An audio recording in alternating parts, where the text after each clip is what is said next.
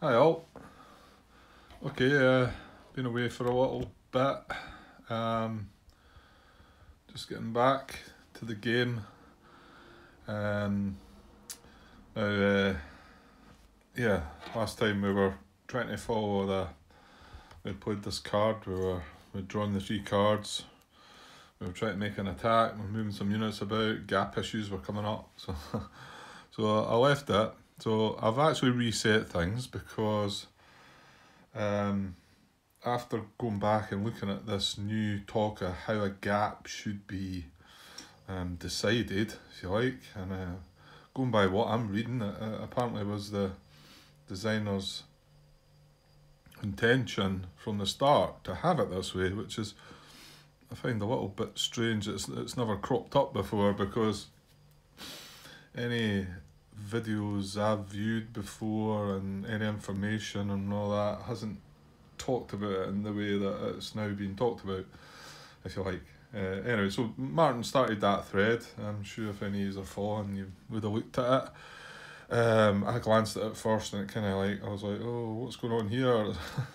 This doesn't look like it's making things easier. But once you look at it and understand, maybe it takes me a wee bit longer to like soak it all in. So not only that, on top of that, I posted this video, the last one, and we moved some units about, and I got a bit stuck, and I thought, right, I'm going to leave this, post it up, hopefully Martin or somebody else will try and he has pointed out that what I'm trying to do here is involved in this new situation regarding gaps. And so I went back and looked at it again, and it's like totally, it's totally going to change the game, I think, for me. I think it's going to be tricky at first to make the decision on how you're going to find out where the gap is, or where the line is. Sorry, where the line is going to be. Oh yeah. Yeah, I think I've just that reply I've just made to you might not make any sense, Martin. When I think about it, I'm talking about the gap. When I'm talking about the line, I'll maybe need to go back and edit that. Okay, I just popped away to edit that because he would have thought I didn't have a clue what I was going on about and didn't understand anything. Anyway, right, I can't remember where I was there. Okay, so the thing is, there should be only one line. There should not be different gaps. Well, that's not explaining it properly. There can be different gaps, but there should only be one line. So at the moment, we're looking at different lines. We're looking at a line here, you know, a line here and the gaps in it, and then lines over here. That's never how it's meant to be. There's meant to just be one line from that goes from the north to the south, that has the least amount of gaps in it. And I think at one point while playing this game, I was looking at situations like that and then finding out that but there was gaps elsewhere, and then getting all confused, and it sounds like this, if this is how it's meant to be from the start, it would have been so much easier, I think. It's going to be difficult to switch over into this method, I think, for me at first, even though I've not had a good grasp on the gap situation. So anyway, in this situation here, I don't know if I'll be able to show everything. Now, I was concerned about this unit down here, and like Martin, yeah, sorry, he gave me a reply and to the video that I'd done, and basically saying that, yeah, this is a situation where things would change, and he explained to me that before the old rules, you would consider this between this unit and this unit. There's a line. So I mean, if I move this unit up here, okay, I'm not making that, but I'm opening something up around here, and or if you move that unit further up, sorry, I don't know, I'm not going to get everyone on the camera here. If that unit moved further up, that would be extending this gap and whatever. But that's all irrelevant unless this is a proper line. So there's only going to be one line, and it's going to contain the least amount of gaps, and then there's some tiebreakers, if you like, priorities, to decide if you've got the same amount of gaps between one. There's 2 or 3. I'm not going to read them out just yet, and I'll need to start looking at them as well, right enough, because it might crop up. So, and then what Martin, he looked at my board situation and basically said that my allied line, and this is the only line that's relevant, starts here, right, and then it goes up here, along here, up here, along to here, and then that's where would it come down and around or go up? I'm not sure that matters, does it? No, I think so there, and then up to there, and across, and then up. That's my line there. So any units, now surely it's got to take into consideration these units though, isn't it? It's got to come along and take these in, surely, because between here and here, there's more gaps here, whereas between here, if it keeps going around here, there's a lot less. So I reckon that's it. So it's from there, right up, right around into here, and then down, around, right up there. So that is my line, my allied line. So anything outside that line, all these units down here, you don't even need to consider preserve the line with these. None of all these here. Don't even need to think about it. All these along here as well. Don't need to bother about it. So that's huge, because I mean, it will make the game easier once you find that proper line that you're going to look at every time. You know, you can. I mean, most of the time units down here out the way, they're not going to be relevant. Well, they're not going to be having to look at preserving the line, because they're not going to be relevant to the line. So that's going to be so much easier. The allies are probably going to I was probably end up being a bit more aggressive, and maybe, well, they're going to be doing more, because a lot of the cards have preserved the line. So now they're not going to care about that. So it's going to be great. I think it's going to be really good. It's just going to be changing over to that and working out exactly how it is. So yeah, so that's good news though. And John's now posted his official comment on it, and it's just as Martin said. So they must have had a wee gin wag on the Butterfield hotline, and straightened it all out, you know. So we can go back. It's probably coming at a bad time for me, because now probably most of these units, although I think most of them are getting involved, but I'm pretty sure this guy's going to get involved now as well, because he doesn't care. He's not part of the line, so it doesn't matter. And yeah, so there we go. Okay, so I'd like to go back and play a bit more. I've got maybe an hour or so to do a bit of some moving about, and I've spent about an hour or so just looking over that stuff, just to try and understand it fully, which I think I've got it. I think while we're looking down here, you can just forget about it. You don't need to preserve the line. I mean, it's dealt with elsewhere. The line is being preserved elsewhere. Okay, so I moved the units back, like I said. We've activated the 26th Infantry and 4th Armoured Division.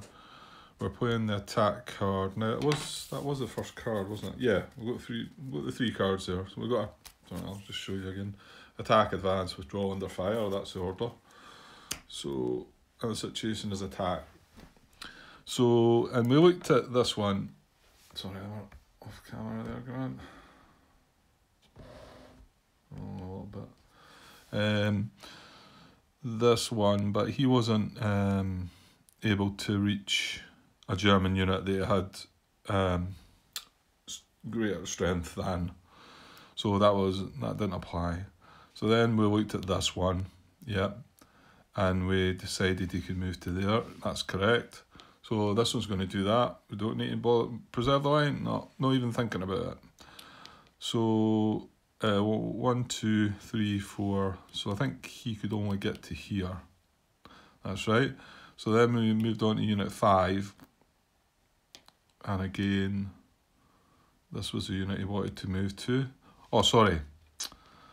I'm jumping ahead of myself there a little bit. Let's just... Right, the situation is unit stack, strength greater than proximate German unit stack. So yes, here's the situation. The situation's been applied, if you like. That's probably the wrong way to say it. So the action is move to weakest qualifying target and attack. So he's going to move to that and he's going to attack. And then after that is other proximate units in same core reinforce. So then we look at them in ascending order as well. So this unit's in the core. He's going to move into the empty hex because he wants to try and get an empty hex if he can. And attack. The next unit is the 6th Cavalry. Now remember, if we talked, that wasn't they're not part of the 26th Infantry or the 4th Armour, but this just says other proximate units in the same core, and they are in the same core. So he's going to move towards this and attack as well. Now he'd like to get to this hex. Well, I'd like to get any one of the 3 hexes which are empty.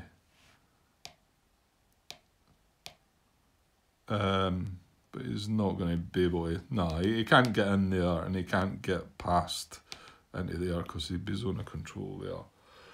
So, right, hang on a sec.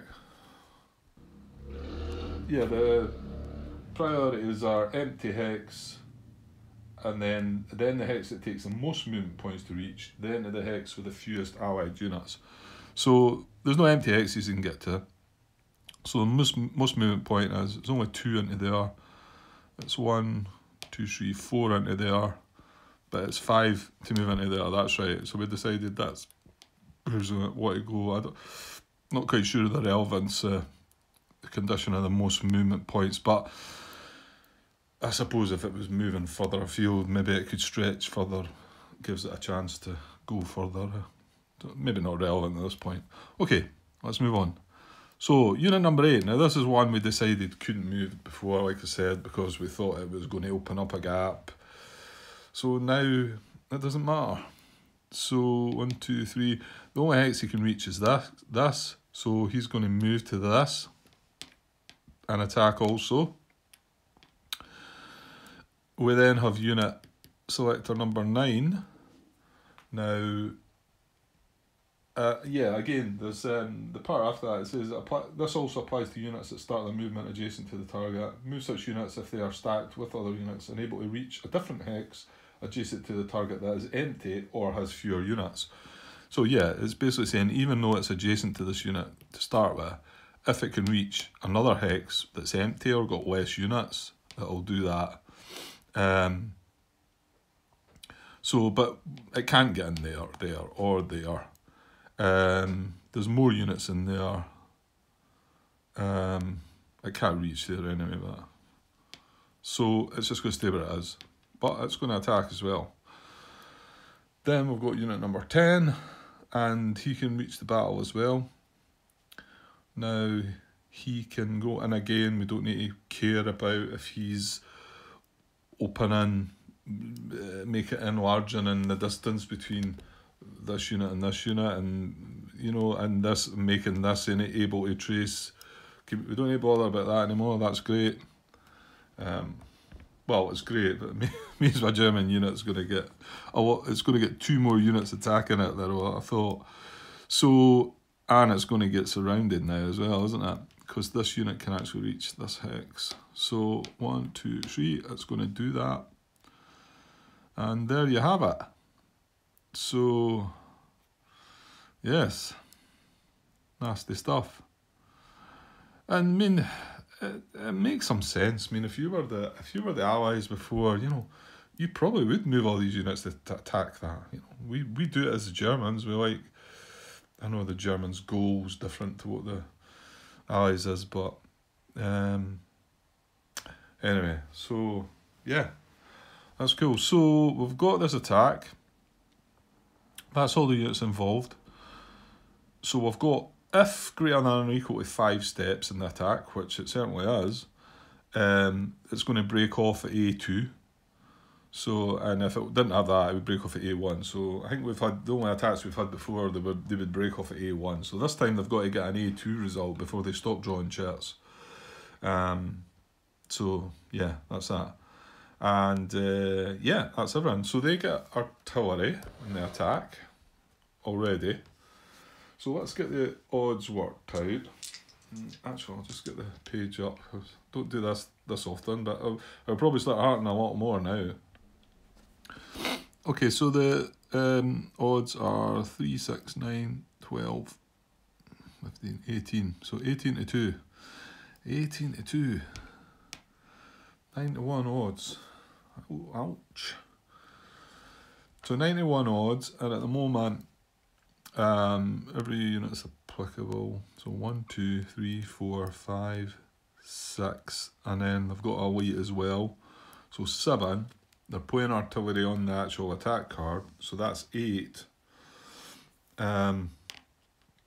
now draw a combat attack and get air power. So that counts as well, so that's 9. Now we get the chance to play a combat tactic, if we so desire. I don't think I've got, well, I've got the 6 Panzer Army card, but what could I possibly put into that that's going to... And, oh no, well, hang on. Nah, I'm not sure it's worthwhile using the 6 Panzer Army card for... I could do combat engineers, putting an IP on him. Tank battalion would increase his strength to 3, but he's already got armour, so that's all it would do. And what did I say? It was 18 to 2, so it'd be 18 to 3. So that drops the odds to 6 to 1, admittedly. And then he's played air power and artillery anyway, so if I played one of them, you've just got to then go in the luck, the priority.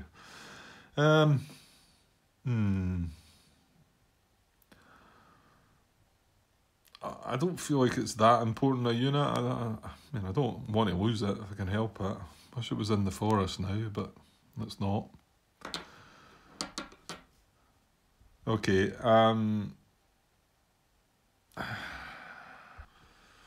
yeah, I was just wondering myself there, what am I going to do with that 6 Panzer Army card, because I'm on the last 6 cards in my hand the day, and most of the 6 Panzer Army are disrupted, so... But I remember thinking about using it for an assault coordination and a battle up in here again. What was it? Yeah, because I can activate that core and I could assault coordinate there, so I think that's what my thinking was. You know what, I'm just going to go with this. I'm just going to leave it. Okay, so we're going to draw a maximum of 9 chits for the Allies and a minimum of 2. So let's do it. So we draw the 2 first. There we go. We started with attacker artillery, which they played, but then we got a woods chit. So nothing at the minute. So now they just draw individual chits up to, well, until 3 things happen. Either they have enough to kill us, they draw A2 and then they break off, or they draw all 9 and then we end. So let's start drawing them one at a time.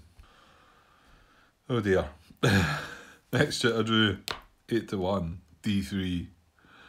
And I thought, oh, okay, I still need to draw one more, but I don't because he's surrounded, so I think that's as far as they're going. That's that unit eliminated. Because he can retreat into one of these 2, but he's got to take a step loss for the first hit, and then retreats again for the second hit, and then the third hit. He's gone. He's gone. That was swift. Okay. Well, 9-1 was 8-1, D3. That's savage. Anyway, okay, so this is where we'll now see. I know it's maybe not a big advance, but to see if the allies, if they advance after combat. So yeah, it's a bit. There's a wee routine for this as well. So you check them in ascending order, and there's a dice roll.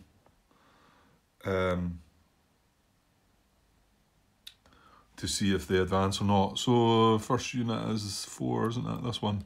So it depends. It's dependent on the arrow.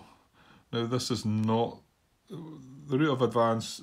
The first option is primary forward route or into a VP hex. Well, that's not the case. The primary forward route's that way. So, and then the second option is secondary forward route or into a town. Well, that's not. There's a secondary forward route, and it's not a town. And the third option is other route. So that is another route. So, and then it depends on the number of units that have already advanced as well. There's no units advanced. So he's going to advance on a roll of 1 to 3.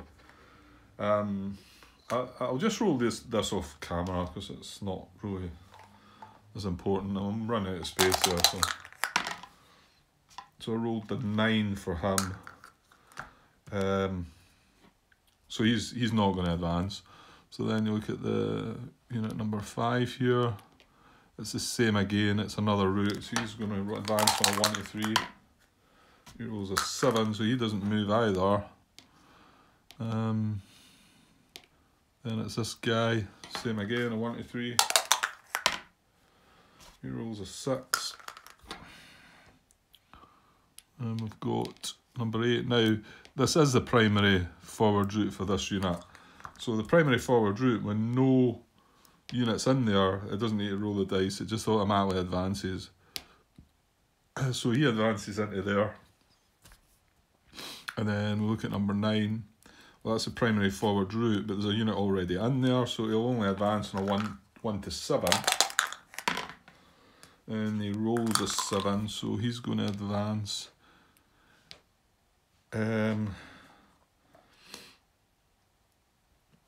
One thing I should be consider. Well, actually, let's just finish this off. So we've got unit 10, and well, there's 2 units already in there, so there'll not be any advance after combat if there's already 2 units in there. So that's where they stop. I should have said though, there's a few restrictions. Advance into surrounded hex or hex in danger of surround only if the hex hold value is greater than or equal to 1. Well, it was greater than or equal to 1. Not that I'm sure anything could be surrounded, but and no advance if creates or enlarges a gap in the allied line unless in a VP hex. Well, that's not going to be relevant anymore. So that's another thing we're not going to have to look at when we know there's no issues with these guys preserving the line. A lone unit with no zone of control does not check for advance. 2 or 3 units without zone of control start together, check for advance as if 1 unit. Mechanised unit advancing a second hex will deviate from the path of retreat to follow the primary or secondary route if able, otherwise check for advance along the path of the retreat. So the 3 mechanised units didn't advance anyway, so they're not getting a chance to advance the second hex. So I think that's it. Yeah. So back to the attack situation to see what happens next, because we've got well, this guy wasn't applicable for attack, was he? And he's the only other unit left to activate, so he's not going to attack. So his next card's advance. Move on here a little bit. What does advance do?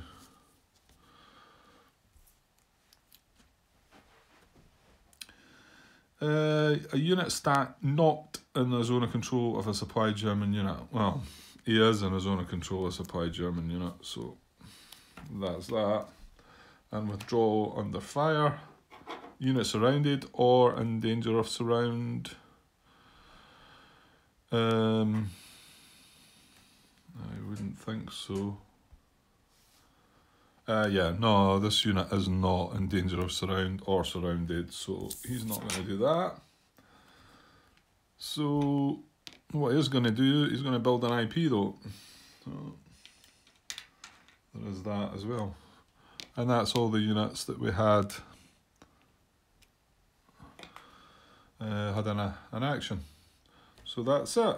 Allied impulse over. Nice and simple. And we've lost another unit, so hey-ho. Okay, I'll tidy things up and we'll see what we're going to do next. Okay, so definitely before the end of this day, I want to try and get the OKW units out, and I should be able to do that. I just need to make sure, obviously I need to fix that bridge, because I've got a unit adjacent to the Muse, and unless he manages to get pushed back,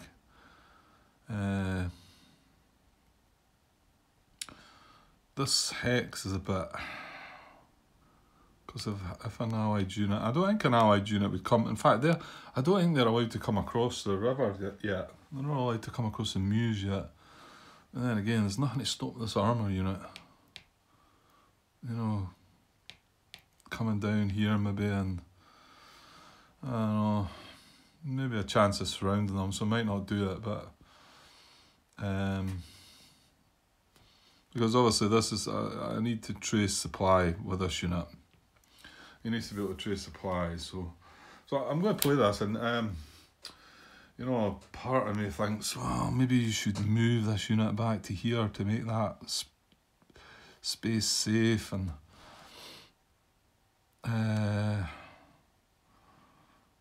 it feels a bit boring though. When I was kind of thinking of attacking this using assault coordination. Yeah.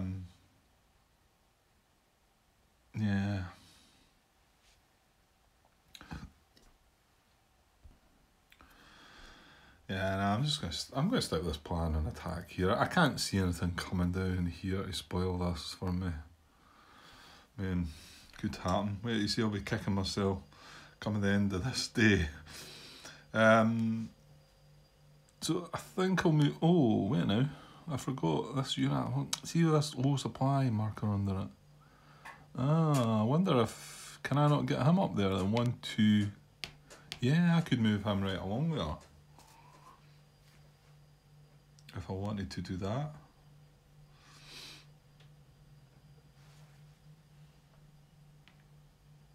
That makes a bit of sense, I think. If I'm frightened about that hex. So 1, 2, 3, 4, 5. That's into the forest as well.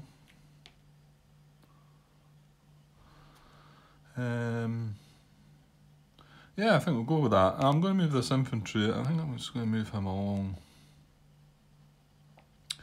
Or we'll put him in this forest. Yeah, he's better in there than in there, isn't he?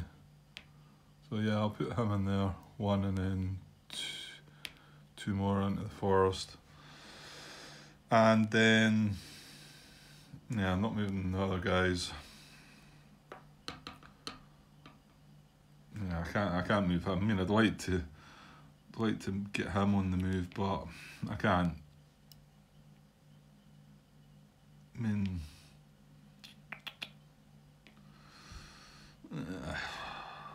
I could, I suppose. I mean, I'm definitely going to fix that bridge. So my supply trace is going to come down here through St Hubert now.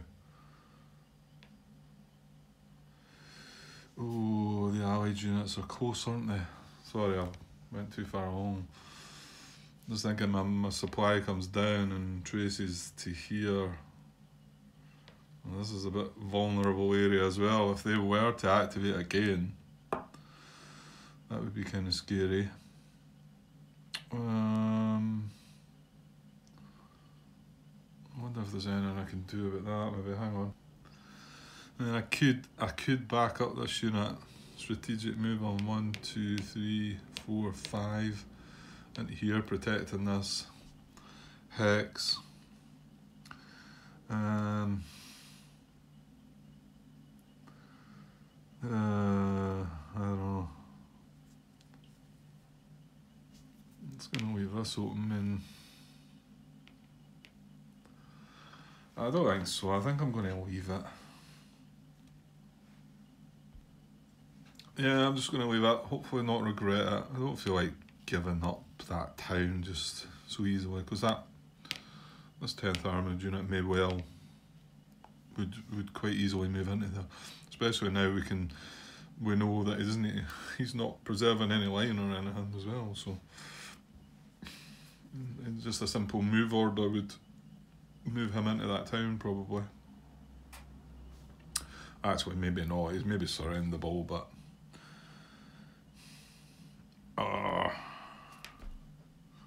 I'm starting to doubt myself. Yeah, I think I've actually talked myself into it. So strategic move 1, 2. I need to get into the clear hex, don't I? Or is it sufficient to go just there?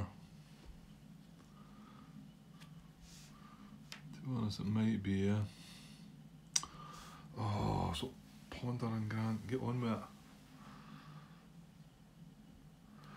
Yeah, I know it would be nicer in the woods hex rather than the clear hex, but I'm still worried. I mean, these guys might start going for Bastone. So at least if I've got a unit here, it's going to stop them from getting round about the back. So strategic move 1, 2, 3, 4, 5 to there. Not sure if that's smart or not, but let's go with it. Okay, so that's all the movement. We are going to attack here. And we are going to play Assault Coordination, so let's get a look at the odds. Okay, so we've got 2, another 10 there. I'll just put that was just to say they were activated the last impulse. So that's 12, and these are all 2, oh no. So 7 in there, so that's 19, isn't it? 12 and 7, 19. Yeah, so 19 to 3. So, where's my dice? So 6 to 1 odds. And chip hills. So 1, 2, 3, 4, 5, 6. 1 for elite 7. 1 for the 3-step units 8. 1 for the combat tactics 9. I'm just going to have another quick look just in case there's anything else I might want to play. Well, I've got 4 cards left in my hand, one of them being a no command card, an air power card. And I'm going to use the first SS card for the bridge engineer, so that's going to pass back to the allies again for another impulse. So, do I want to...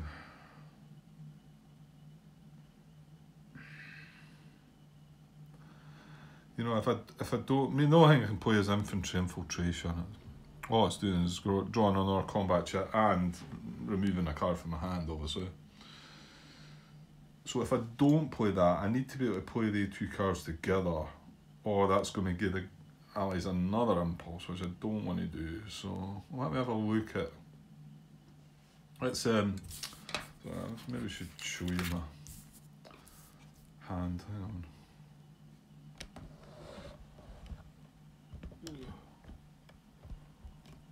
It's a bit dark. Oh, we're zoomed out. Zoomed in. So this is. I know you can't see very well. This is the bridge engineer. This is an air power card, and these are the 2. I could play this one in the combat now, but if I use both the cards together and then use that, that's 2 more impulses. Well, they're still going to get 3 more impulses, I think, because I've got that air power card. Let me just have another wee think about it. Okay, my options, I would need to be making an attack by using the 2 cards. And the only thing I can see is like 2 to 1 odds, I would get 4 chip pools. I'd be against that. I'd be against an armoured unit that's got an IP on it. I don't find the odds very great. So, I mean, I could spend an extra impulse and just add a replacement point. Gives the allies another shot. Which I want to get the OKW units. I don't want to give the allies another. Yeah, okay. I don't want to give them another impulse if I can help it. So I'm going to do that and use that for a replacement point. Yeah, okay. So I think I'm going to play this. All it's going to do is add an R-chip pool. Feels like a waste, but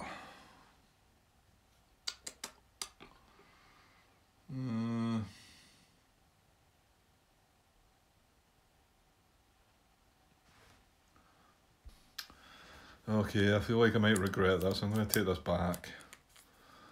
At least we can see what the next allied impulse is going to be before we make a decision. But I might end up giving the allies an extra impulse, which is probably a bad idea. So sorry, take that back to 9 then. Okay, let's go with that. So allies get to draw a card, not surrounded. Let's see what they get. Okay, they get air power.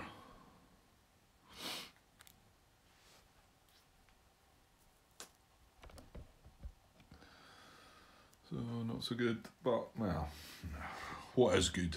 What is good? Okay, so maximum of 9, minimum of 2 chip pools. They're in the forest, just an infantry unit in the forest. So let's get the 2. Good starter, and then we got the forest chat. So I'm just going to go to 9. So another 7 to come. Well, how horrible can it get? Not only 3 forest chits again, but look at them. 2 of them D-2s. That's horrible. I don't even think I need to count up. I don't think I'm getting any hits on them. And they've got 2 hits on us. So, yeah, let's have a look. Yeah, just 2 hits to us. We've not got anything on them, so... Well, everything's one step, apart from the Führer Brigade. So, I take a hit on him. And... do we disperse again? Seems to be the way it's going in this game. I'm pretty sure I probably do. I'm not going to do anything else over this end anyway. So I'll soak up the other hat with dispersing the 3 stacks of attackers. And yeah, and that's us played 6 points, so I'll be back to an allied impulse. It's actually that bad. I'm almost running out of disperse markers. There's that many disperse on the board. Just forgot about something just before I went. I'd noticed the airware and forgot to do it, but I've not moved on yet. So I'd activated these units, so I'm going to put an IP on this guy. Because he didn't move or attack. And he's just done a wood's hex, so you never know, might help. Okay, so they've not been activated, it's been them that are activated.